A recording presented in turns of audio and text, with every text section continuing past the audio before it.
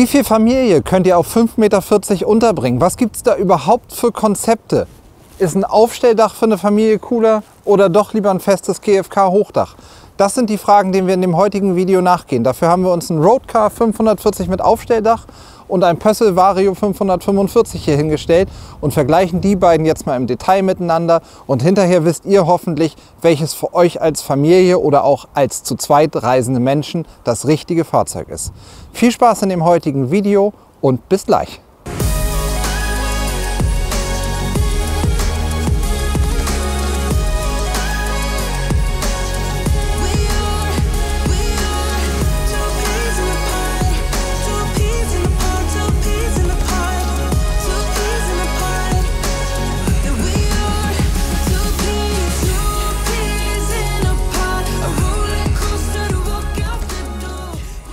Ja, hallo und herzlich willkommen zu einem neuen Video von Togo Reisemobile.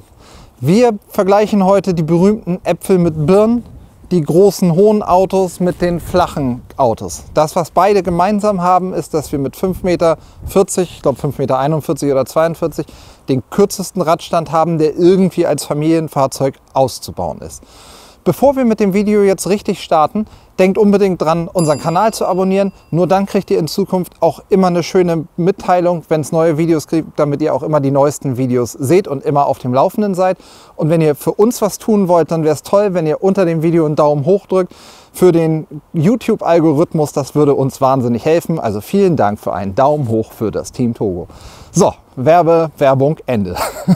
So, wir gucken uns jetzt genau an, wie die beiden Fahrzeuge sind. Vielleicht, um euch mal abzuholen, was wir hier haben. Der Vario 545 ist ein Fahrzeug, was in meinen Augen sensationell ist in der Raumausnutzung. Ihr habt bei 5,40 Meter 4 feste Betten, Etagenbetten, ein riesengroßes Doppelbett, was breit ist und lang ist und eine Sitzgruppe für 4 Personen dauerhaft und sogar die Möglichkeit, einen 5. Sitz mit dazu zu bestellen. Das können wir uns alles in dem Fahrzeug gleich anschauen. Und der Roadcar 540, den wir dort haben, ist auch ein Fahrzeug, was eine ganz spezielle Nische bekleidet. Und zwar ist das wirklich in meinen Augen der kompakteste Weg von den Außenabmessungen in einem Fahrzeug zu 4 zu reisen.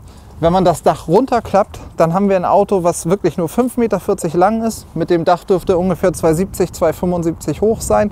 Und auch da haben wir 2 feste Doppelbetten, haben eine Sitzgruppe für 4 Personen, einen riesen Kühlschrank, eine tolle Nasszelle und so wie er hier steht, sogar noch ein Maxi-Chassis und ganz viele Fenster mit dabei. Der Wagen hat auch zusätzlich Solaranlagen und alles bekommen. Also man kann die Fahrzeuge beide toll ausstatten. Vielleicht, um den Vergleich von vornherein ganz fair zu machen, wir vergleichen hier sehr unterschiedliche Preisklassen miteinander, um euch mal eine grobe Idee zu geben. Der Roadcar 540, so wie er da steht, wir gucken uns das nachher im Detail an. Grob gesagt, Maxi-Chassis 140 PS, Solaranlage, Markise, Radio, Rückfahrkamera, Aufstelldach, all solche Dinge mit drauf, bewegen wir uns im Bereich knapp über 50.000 Euro. Bei dem Fahrzeug hier, das ist jetzt aber auch größerer Motor mit 160 PS, die Automatik, der Fiat, der von Haus aus ein bisschen teurer ist, insgesamt ein bisschen mehr Ausstattung mit dem 5. Sitz. Dachlackierung sind Dinge, die bei diesem Fahrzeug durchaus richtig ins Geld gehen. So wie der Wagen hier steht, steht schon knapp eine 7 vorne. Das heißt, zwischen den beiden ist auch ein richtiger Unterschied, weshalb sich oft der Roadcar zum Beispiel auch als klassisches Familieneinsteigerfahrzeug, ihr habt gerade ein Haus gebaut, ihr habt einen Garten anzulegen, ihr habt 1000 Sachen, die zu machen sind, da bietet sich so ein Roadcar eben auch an, wenn das Budget begrenzt ist. Beide haben aber unterschiedliche Schwerpunkte. Ich würde sagen, wir fangen mal an und gucken uns als erstes den Roadcar 540 an. Die Grundidee vom Roadcar 540 ist ja so, wie wir das bei 6 Meter Fahrzeugen auch haben. Das heißt, ein ganz klassischer Grundriss. Wir haben ein Querbett hinten.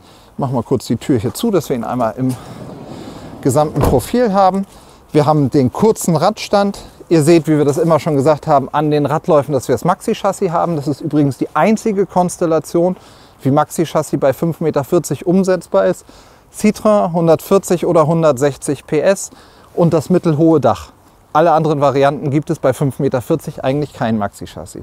Und dazu haben wir jetzt von uns aus die Markise dran gebaut. Hier haben wir ganz bewusst diesen Kontrast schwarz-weiß, also mit dem weißen Fahrzeug, den dunklen Fenstern, dunkler Markise, dunklen Radläufen und auf dem Dach sogar noch eine Solaranlage drauf. Wenn man jetzt in das Fahrzeug reingeht, sieht man im Prinzip gleich wo sozusagen die Kröte ist, die man bei 5,40 Meter und Aufstelldach und allem schlucken muss.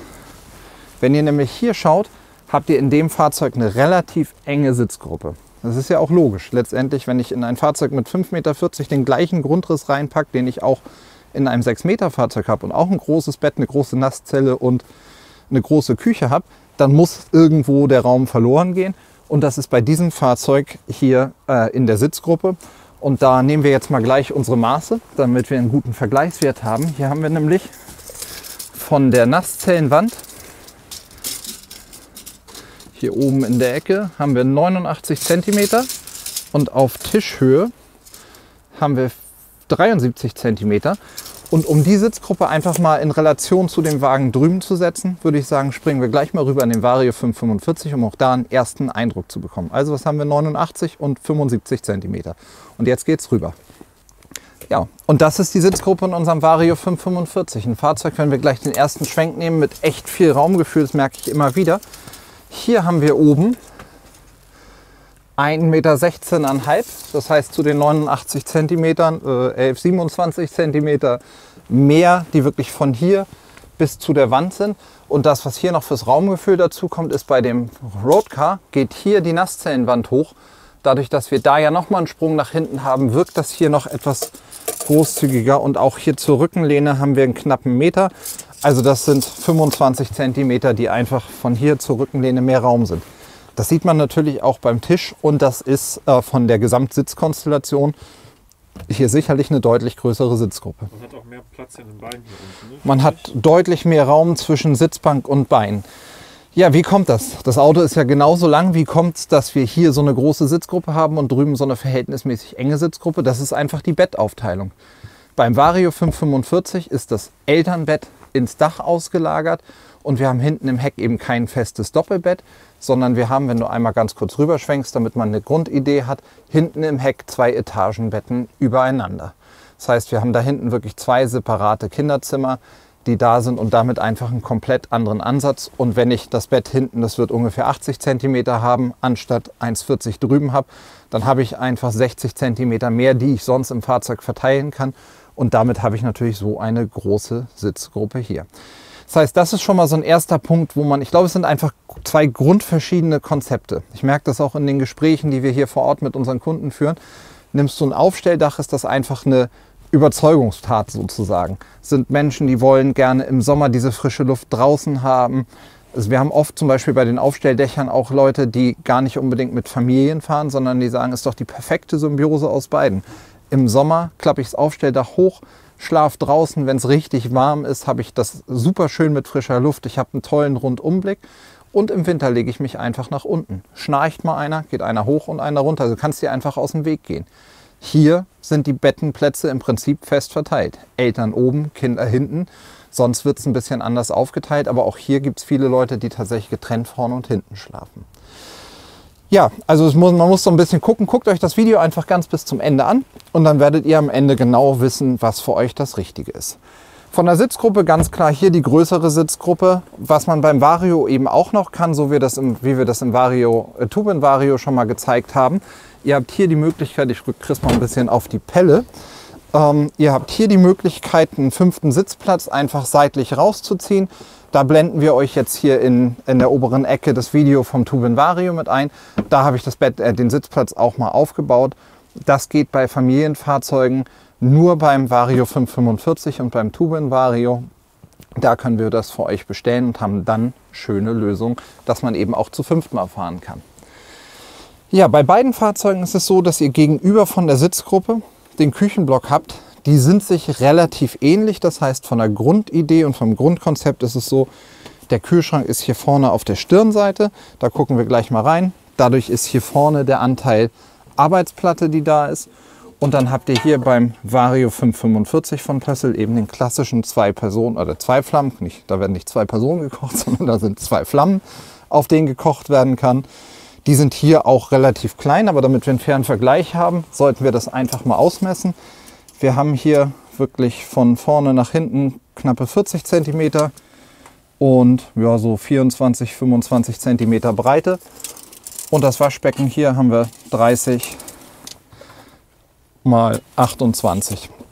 Natürlich mit einem Piezozünder, und das Ganze hier auch mit dem Deckel zuzumachen. Was hier ganz charmant gelöst ist, in dem Augenblick, wo ich koche, kann ich mir hier noch eine zusätzliche Arbeitsplatte mit rausklappen. Und auch wenn man hier in der Sitzgruppe ist, kann man halt wunderbar, wenn man abends schön mit der Familie was auf den Tisch spielt, so ein Glas Wein oder irgendwas, Süßigkeiten, die nicht in Reichweite der Kinder sein sollen, einfach zur Seite stellen.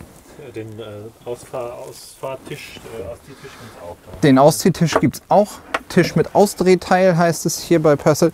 Das ist aber eine Option, die bestellt werden muss. Die ist nicht serienmäßig mit dabei. Ansonsten kommt der Tisch einfach nur als obere Ebene. Ja, gehen wir mal rüber in den Roadcar 45 und gucken uns da im Detail an, wie groß der Küchenblock dort ist.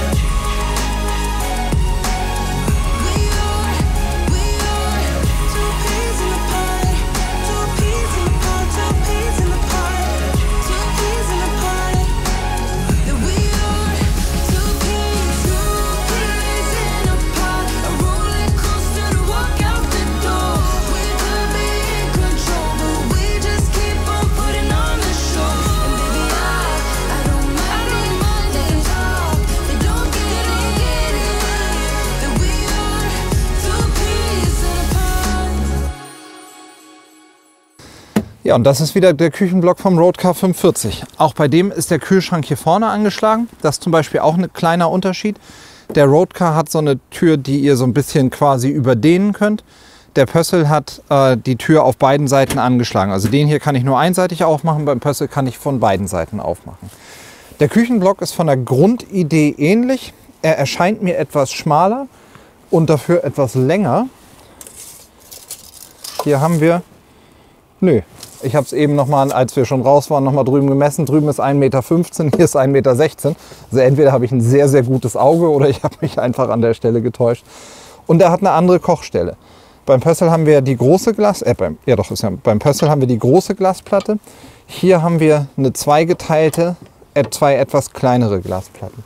Vom Kochfeld haben wir hier 40 cm. Das ist, glaube ich, ziemlich vergleichbar mit dem, was wir eben hatten. Und 26 cm in der Breite, also das ist ungefähr das gleiche und das Waschbecken ist hier halt einfach mehr daneben. Das ist ein bisschen kleiner mit 27 x 22 cm. Ich glaube aber ehrlicherweise, wir geben euch die ganzen Maße mit, damit ihr das für euch besser einsortieren könnt, weil ja oft Perspektiven auch täuschen. Ich glaube ehrlich, dass es am Ende vollkommen Schnurz ist, ob so ein Kocher 40 x 25 oder 38 x 27 ist. Letztendlich kommt es einfach darauf an, wenn ich ein kleines Auto nehme und mit der ganzen Familie da drin schlafe und wohnen will, dann weiß ich, dass ich irgendwo Kompromisse eingehe. Das ist dann oft bei der Küche. Wer Gourmet-Küche will, wird sich nicht in einem Kastenwagen zu Hause finden oder baut sich seine Gourmet-Küche draußen an der Gassteckdose, die wir euch nachrüsten können, auch mit auf. Ja, bei diesem Fahrzeug ist dann so, dadurch, dass der Küchenblock ein bisschen anders aufgeteilt ist, haben wir hier nochmal ein Fach mit 3 Böden. Und daneben hier die Besteckschublade und da unten nochmal 2 Böden. Also wir haben hier im Küchenblock durchaus viel Raum, wo ihr dran kommt. Und haben dann, das würde ich sagen, ordnen wir auch nochmal dem Küchenblock zu. Hier nochmal ein großes Fach mit der offenen Ablage auch darunter. Wie ist das denn, also wie fühlst du dich denn, wenn du hier so stehst? Ist das beengt für dich? Oder? Nee, ich habe das gerade die ganze Zeit gedacht. Was bei vielen Autos oder bei vielen Fahrzeugen geht hier der Block nach vorne. Da hat man dann zwar irgendwie ein bisschen mehr Stauraum drin, aber ich habe gerade für mich gedacht, es ist total angenehm, dass ich rausgucken kann und habe immer versucht, rüber zu gucken, weil ich nicht genau auf dem Schirm hatte, wie es beim Vario 545 ist. Aber auf jeden Fall finde ich toll, dass ich die gesamte Schiebetür habe. Was ich merke, ist, dass ich die Nasszelle im Rücken habe. Das stört mich nicht wirklich, aber zum Beispiel merke ich ja, wenn ich hier an die Stauräume ran will, dass ich immer einen Schritt zur Seite machen muss, dass ich nicht einfach einen Schritt zurück machen kann. Das ist aber drüben bei dem Fahrzeug ähnlich aufgeteilt. Ja, wenn wir schon bei dem Thema Nasszelle sind, das ist zum Beispiel einer der Punkte, die sich auch grundlegend unterscheiden. Hier, klassische Aufteilung, haben wir die Nasszelle hier an der Seite drin.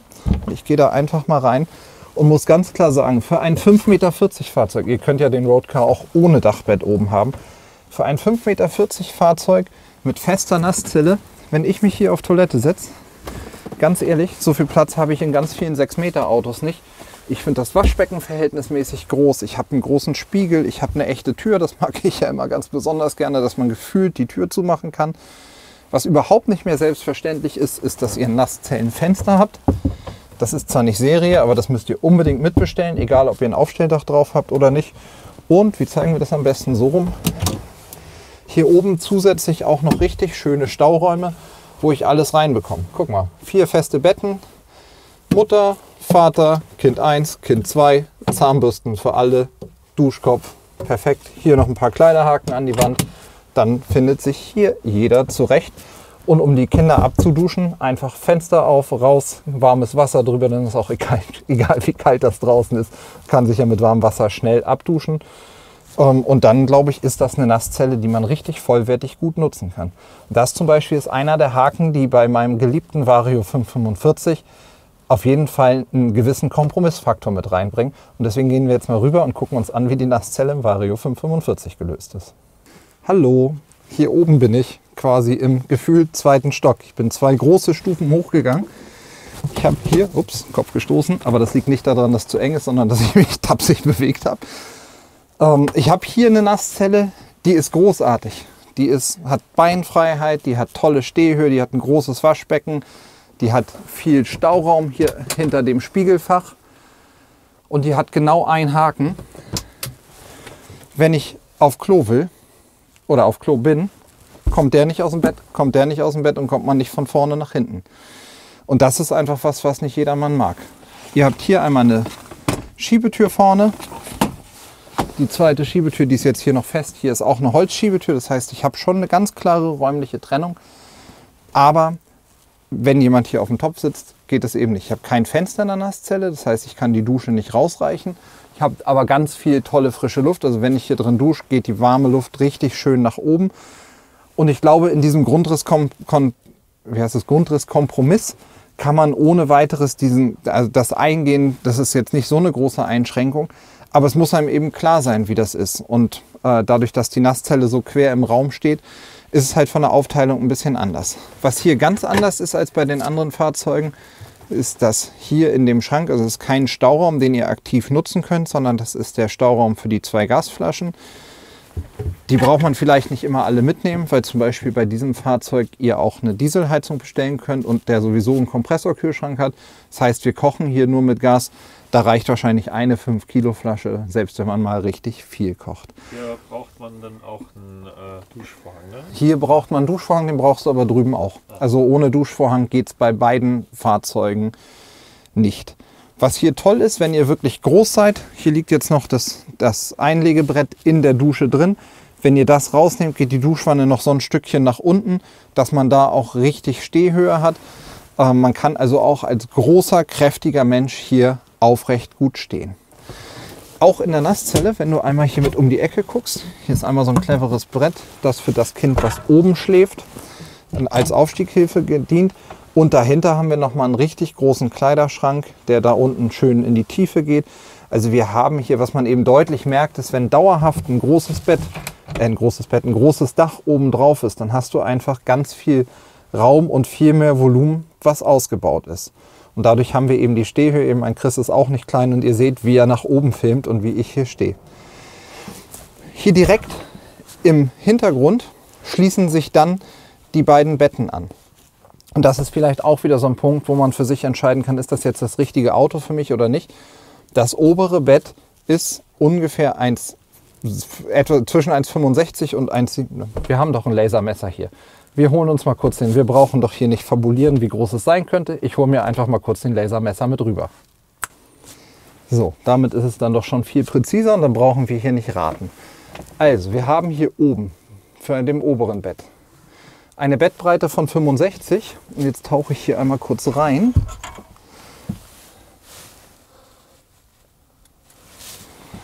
Und eine Länge von 1,65,5. Das heißt, wenn ihr zu viert fahrt, wenn die kleinste Person größer als 1,65 ist, das ist fast wie eine Textaufgabe in der 3. Klasse. Wie groß müssen dann alle anderen sein? Nein, wenn die kleinste Person 1,65 ist oder größer, dann wird das Fahrzeug eigentlich zu eng für euch als Familie.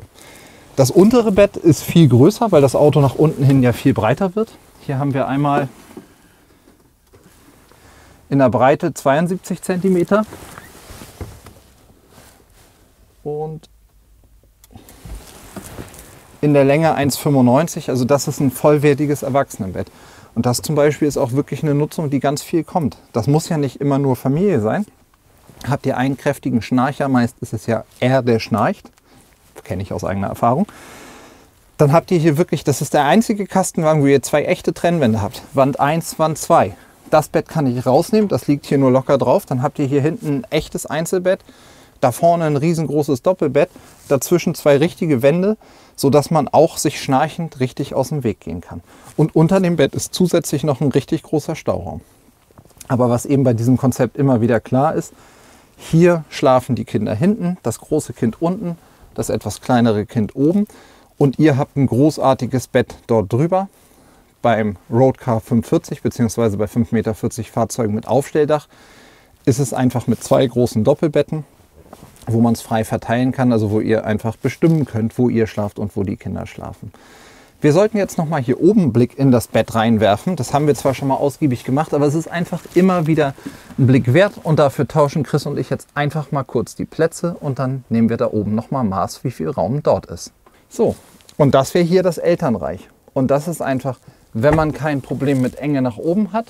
Wir haben hier, warte mal, wo ist mein? Wir haben hier knapp 60 cm bis an den Rahmen ran, da ist sicherlich ein bisschen mehr.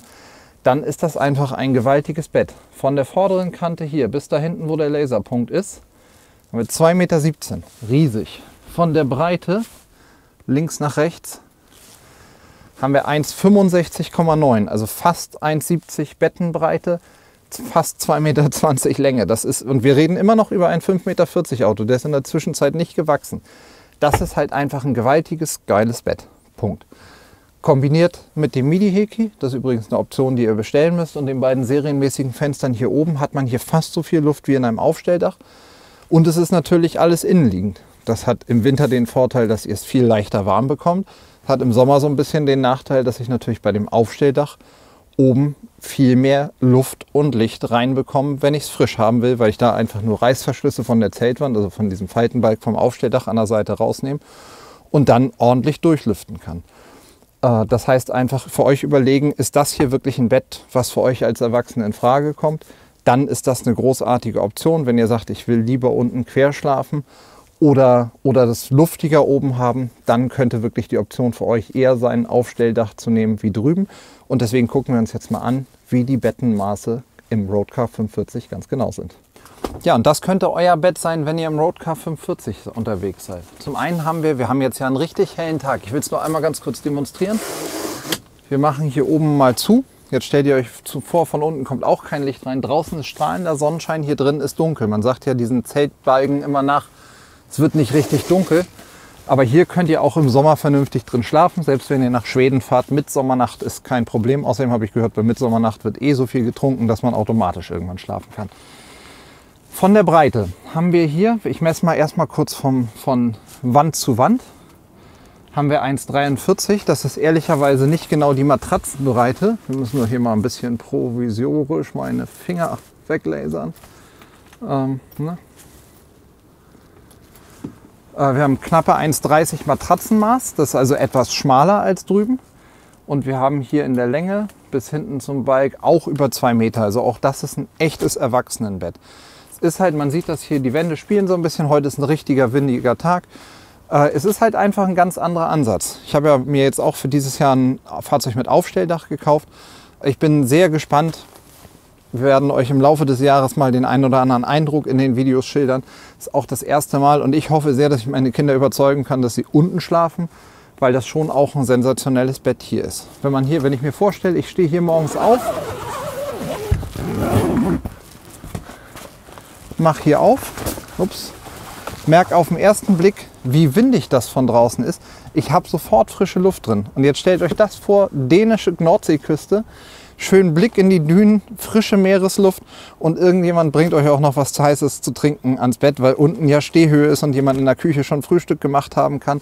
Und du sitzt hier oben, liegst noch ein bisschen rum, während unten schon Action ist oder die Kinder im Idealfall Brötchen holen gehen. Das kann ich mir schon richtig gut vorstellen. Muss ich nur noch meiner Familie erklären, dass das auch alles so passieren soll. Zusätzlich habt ihr natürlich auch noch hier an den Seiten Fenster zum Aufmachen, dass man wirklich in jede Richtung rausgucken kann. So, das ist das Bett, was wir hier haben. Hier machen wir mal wieder zu. Was eine Besonderheit bei Pössl ist, also der Roadcar gehört ja zum Pössl-Konzern, das heißt, das ist das gleiche Aufstelldach, was ihr auch auf jedem anderen Fahrzeug von Pössl haben könnt, ist, dass das Aufstelldach auch eine Dachhaube oben drin hat. Wenn wir zum Beispiel Westfalia nehmen mit dem Columbus 540, dort hätten wir kein Aufstelldach keine Dachluke im Aufstelldach. Dafür könntet ihr dort aber einen Skyroof bestellen und habt mehr Licht in der Sitzgruppe. Das wird dann unser Fahrzeug sein, das zeigen wir euch aber noch mal ganz ausführlich. Ja, da die Betten hier relativ vergleichbar sind, haben wir jetzt einmal die Maße hier oben und jetzt gucken wir hier noch mal in das Heckbett und schauen uns an, was der Roadcar 540 euch denn unten für ein Bettenmaß anbieten würde. Bevor wir hier auf die genauen Bettenmaße eingehen, einmal vielleicht der kurze Hinweis, hier das Fenster ist eine Option, das ist dazu bestellt worden. Dadurch habt ihr ein bisschen mehr Licht und Luft drin. Heute ist sowieso sehr hell, aber bei Fahrzeugen mit Aufstelldach fehlt natürlich die obere Dachhaube und dadurch kann man sich mehr Licht und Luft reinholen. Nachteil eines Fensters hier an der Seite, wenn das nachher nachts richtig verdunkelt ist, habt ihr immer, je nachdem wie rum ihr schlaft, das Bett ist ja hier relativ quadratisch, am Kopf oder am Fußende so ein Rollo, was man potenziell eben auch mal mit Fuß oder Kopf eindrücken kann. Also da muss man entscheiden, was für euch der richtige Weg ist. Schreibt das doch vielleicht mal in die Kommentare, mit oder ohne Fenster, damit ich einfach weiß, wie ich meine nächsten Vorführwagen am besten konfiguriere. So, von der Länge haben wir hier 1,95 Meter. Das ist im Vergleich zu dem Erwachsenenbett drüben ein bisschen kürzer, aber das ganz normale Bett, was man halt in einem Kastenwagen hat. Und in der Breite haben wir hier 1,30 Meter. So, das ist jetzt ein Punkt, wo wir deutlich kleiner sind. Das heißt, drüben haben wir 1,65 Bettenbreite im Erwachsenenbett. Hier haben wir oben, je nachdem wie wir es messen, 1,30 oder 1,40 und hier unten 1,30. Jetzt kann der ein oder andere sagen, das ist mir zu klein. Vielleicht an der Stelle nochmal der Hinweis, das Aufstelldach gibt es natürlich auch auf dem Roadcar 600 oder theoretisch sogar auf dem Roadcar 640. Das heißt, ihr müsst bei den Fahrzeugen mit Aufstelldach, wenn man eine größere Sitzgruppe wie im Vario drüben haben will oder ein breiteres Bett hinten, dann kann man das natürlich auch in eine längere Welt überführen. Aber uns geht es ja heute darum zu zeigen, was kann man alles für eine Familie bei 5,40 Meter erreichen, wenn ihr wirklich irgendwo im Zentrum Hamburgs wohnt und dort auch regelmäßig auf Parkplatzsuche seid. Ja, die Matratze ist relativ weich, also macht für mich einen total gemütlichen Eindruck. Ich mag so schlafen, das fühlt sich sehr ähnlich an wie dem, was ich zu Hause habe. Und bei einem fest aufgebauten Bett habe ich natürlich den Vorteil, dass ich hier den Lattenrost habe. Und gerade wenn das Fahrzeug den Alltag mit abdeckt, könnt ihr natürlich im Alltag hier auch das Bett rausnehmen und könnt auch mal 2 Waschmaschinen übereinander oder eine Waschmaschinen-Trockner-Kombination übereinander stapeln und damit richtig groß durch die Gegend fahren. So habt ihr hier eben einen Stauraum, der in der Tiefe, was haben wir hier, ungefähr 1,20 mal ungefähr etwas über 90 cm und das Ganze hier unterm Bett mit etwas unter 75, also 74,2 cm Höhe, aber eben auch rausnehmbar und dann die volle Höhe nach oben. Mal kurz eine ganz andere Frage. Ja. Wenn man das hochklappt, meinst du, würde ein Motorrad reinpassen? Glaube ich nicht. Weil es da vorne wahrscheinlich zu eng wird. Grundsätzlich kann man es rausräumen. Das heißt, wenn du ein Motorrad hast, was nicht, das sind 50 cm, 49,9. Also wenn das Motorrad 1,30 von hinten nicht breiter als 50 cm ist, dann passt es rein. Dann ist nach vorne ja Raum ohne Ende. Aber dann geht natürlich die Nasszellentür nicht mehr auf und dann geht alles andere nicht mehr auf. Also ich glaube, es ist eine spezifische Frage, die irgendjemand uns gestellt hat. Könnte also mit reinpassen, musst du halt gucken, wie breit dein Motorrad ist. Ich glaube, dass wir dir dann lieber eine gute Bühne anbauen und dein Motorrad hier hinten perfekt draufstellen. 170 Kilo können wir ohne weiteres realisieren, was da ist. Ja, einen Heckstauraum hat unser Vario natürlich auch. Da können wir jetzt ja einfach mal kurz hier rüber wandern Und vielleicht nochmal, die sind auch von außen eben grundverschiedene Konzepte. Lasst es einfach auf euch wirken. Ich weiß nicht, wo drin ich zu Hause wäre. Ich bin so froh, dass ich diese Entscheidung für uns nicht fällen muss, sondern einfach sagen kann, finde ich beides geil, hat unterschiedliche Vor- und Nachteile. Müssen wir mal gemeinsam schauen, was für euch das Richtige ist. Hier passt auf jeden Fall kein Motorrad. Nein, hier passt definitiv kein Motorrad rein. Hier weiß ich auch gar nicht genau, wie ich messen soll, weil es einfach so viele unterschiedliche Maße nimmt. Ich nehme mal hier das, also wir haben einmal das längste Maß, haben wir 1,60, hier in der Breite haben wir 1,36 und in der Höhe haben wir hier 85 cm. Dieses Auto ist aber ein Chamäleon quasi, wobei Chamäleons verändern die Farbe. Ein Tier, was sich ganz stark in der Form verändern kann, weil du kannst hier das untere Bett rausnehmen und oben schlafen. Haben wir Kunden, die das machen, dann hast du eine Fahrradgarage. Kannst beide Betten rausnehmen und hochkant dein Surf-Equipment reinstellen und hast immer noch ein Bett für 2 Personen. Du kannst aber auch als volle Familie fahren und ich finde, das hier ist, wir sind in einem 5,40 Meter Auto, echt noch ein amtlicher Stauraum, der da ist. Wir haben auch die Tiefe noch gar nicht gemessen. 1,14 in der Tiefe, also durchaus auch ein richtig großer Stauraum. Ja, das sind so die beiden Grundkonzepte, die da sind. Jetzt stellt sich natürlich am Ende die Frage, was ist das richtige Fahrzeug für eure Bedürfnisse? Und dafür ziehen wir jetzt nochmal ein gemeinsames Fazit. Ja, das Fazit zwischen unserem Roadcar 540 und unserem Pössl Vario 545. 2 Fahrzeuge entwickelt für Familien, auch auf die Bedürfnisse von Familien angepasst und so unterschiedlich, wie sie aussehen, so unterschiedlich sind sie letztendlich in der Nutzung und so unterschiedlich werdet auch ihr als Nutzer sein. Ich würde behaupten, dass ihr am Ende eines solchen Videos schon eine ganz gute Idee habt, ob ihr eher hier in unserem blauen Vario 545 zu Hause wärt oder ob ihr hier in dem weißen Roadcar 540 zu Hause wärt. Aber für denjenigen, der sich jetzt noch nicht ganz sicher ist, was das richtige Konzept für ihn ist, nochmal die wichtigsten Punkte, wie ich sie letztendlich finde, mit aufgezählt. Also bei unserem Aufstelldachauto. Zum einen haben wir beim Roadcar und auch wenn wir ein Pössl mit 5,40 Meter und Aufstelldach nehmen, einen günstigen Grundeinstiegspreis.